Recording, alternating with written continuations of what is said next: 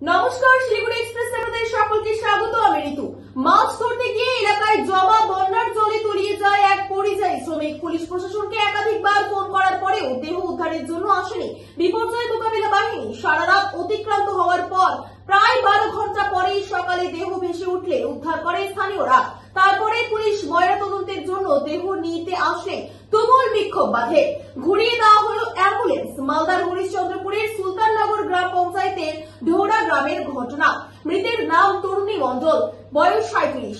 টানা কয়েকদিন বৃষ্টির কারণে নদীর জলে ওই এলাকায় বন্যা পরিস্থিতির সৃষ্টি হয়েছিল। পেশায় পরিযায়ী শ্রমিক ওই ব্যক্তি। বাড়ি কার্যত ডুবে গিয়েছে। বাড়ির পাশে জমে রয়েছে জল। সেখানেই মাছের খোঁজ করতে গিয়ে গতকাল সন্ধ্যা নাগাদ ডুবে যায় ওই ব্যক্তি। এলাকার মানুষ দেহ উদ্ধারের জন্য বারবার পুলিশ প্রশাসনকে ফোন করে। ফোন করা হয় বিডিওকে। রাতের অন্ধকারে যাতে উদ্ধারের কাজ হয়, এলাকার মানুষ নিজেরাই আলোরও ব্যবস্থা করেন, কিন্তু বিপর্যয় মোকাবিলা বাহিনী বা ডুবুরি আসেনি। পরবর্তীতে আর ফোন ধরেননি বিডিও। এদিন সকালে দেহ ভেসে উঠলে এলাকার মানুষ নিজেরাই দেহ উদ্ধার করে। তারপর খবর পেয়ে পুলিশ আসে। তখনই পুলিশকে বিক্ষোভ দেখাতে থাকে স্থানীয়রা। প্রশ্ন তুলে, এতক্ষণ পুলিশ প্রশাসন কোথায় ছিল? ময়নাতদন্তের জন্য দেহ নিয়ে যেতে বাধা দেয় তারা। স্থানীয়দের দাবি, যখন সন্ধ্যে থেকে তারা এলো না, তবে দেহ উদ্ধারের পর এখন কেন আসছে? ওই পরিবারের কাছে ময়নাতদন্তের মালদা দেহ পাঠানোর জন্য যে গাড়ি ভাড়া সেটাও নেই, তাই তারা দেহ নিয়ে যেতে দেবে না। অঞ্চল তৃণমূলের চেয়ারম্যান তথা পঞ্চায়েতের উপপ্রধানের স্বামীও প্রশাসনের ভূমিকা নিয়ে ক্ষোভ প্রকাশ করেন। মর্মান্তিক এই ঘটনায় শোকের ছায়া নেমে এসেছে এলাকায়। কি কারণে আজকে বিক্ষোভ করছেন এইভাবে আপনারা? কিভাবে করছি যে কাল 6টার সময় আমার ছেলে ডুবে গেছে পানিতে। কাল 6টার দিকে আমার ওখানে সরকারে যাচ্ছে, এখানে ফোন যাচ্ছে, তো ফোনে তো একবারে তো সরকারের লোক আছে, দেখলে যে লোকটা পেয়েছে পাইনি, লোকটাকে একবার তো আসে দেখলো না। আবার এখন মিলে গেছে লাহাজটা, তো এখন বলছে কি হ্যাঁ আমরা নিয়ে যাবো পোস্টমর্টমে। আমি পোস্টমর্টম আমার ছেলেকে যেতে দিব না। আমার এই না, আমার হাতেও পোস্টমর্টমে আমার ছেলেকে কোনো রকমে যেতে দিব না। এই কারণে কি বিক্ষোভ দেখাচ্ছেন নাকি? এই কারণে আমরা পোস্টমর্টমে যেতে দিব না।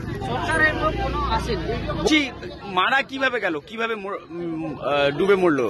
ওই যে নদীতে পড়ে যায়, জল হয়ে গেছে, জল বেড়ে গেছে ওখানে কোন রকম পড়ে গেছে, পড়ে যেয়ে ভেসে চলে গেছে।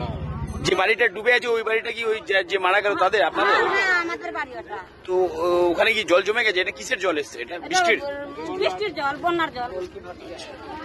কি চাইছেন এখন আপনারা? আমরা চাইছি আমি পোস্টমর্টমে যেতে দিব না ছেলেকে। পুলিশ কি বলছে? আপনার পুলিশ আর কি বলছে? পুলিশ বলছে আমি নিয়ে যাবো, আমরা বলছি যেতে দিব না। আমার ছেলে আছে,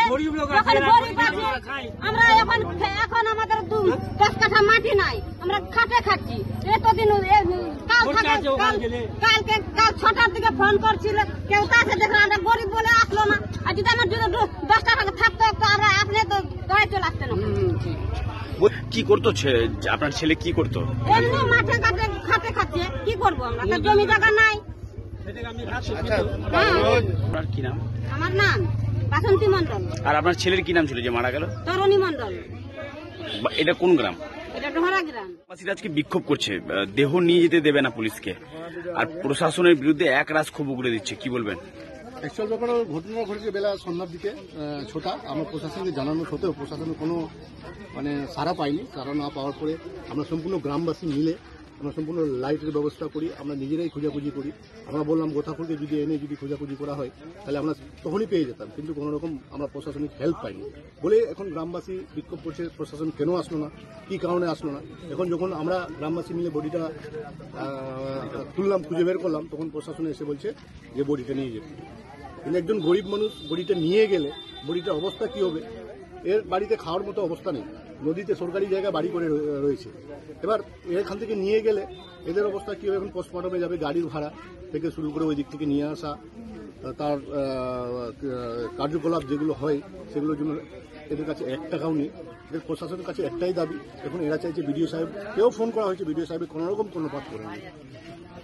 এই জন্য সম্পূর্ণ গ্রামবাসী হচ্ছে যে প্রশাসন এতক্ষণে কেন আসেন? যখন আমরা নিজে বডিটা তুলে নিয়ে আসলাম তারপরে কেন? পঞ্চায়েতের তরফ থেকে কিভাবে পাশে দাঁড়ানো হবে এই পরিবারের পাশে? অবশ্যই পঞ্চায়েতে যা সম্ভব আমাদের যত রকম সম্ভব, যেমন আর্থিক একটা 2 থেকে 3 হাজার টাকা পাওয়া হয় ওটাও আমরা দেবো। তারপরে যেহেতু ওর বাড়ি জলের মধ্যে ডুবে গেছে, তার জন্য কিছু কাপড়, পলিথিন, কিছু চাল ডাল, আমরা যেগুলো হেল্প করতে পারি নিজের প্রশাসনের দিক থেকে, পঞ্চায়েতের দিক থেকে আমরা করবো, সেটা অসুবিধা নেই। আমি ওয়াইদুর রহমান, সুলতাননগর ভূপ্রধান। নাম ওয়াইদুর রহমান, অঞ্চল চেয়ারম্যান তথা অ্যাক্টিং ভূপ্রধান। নাম মার্জিনা খাতুন ভূপ্রধান। আমি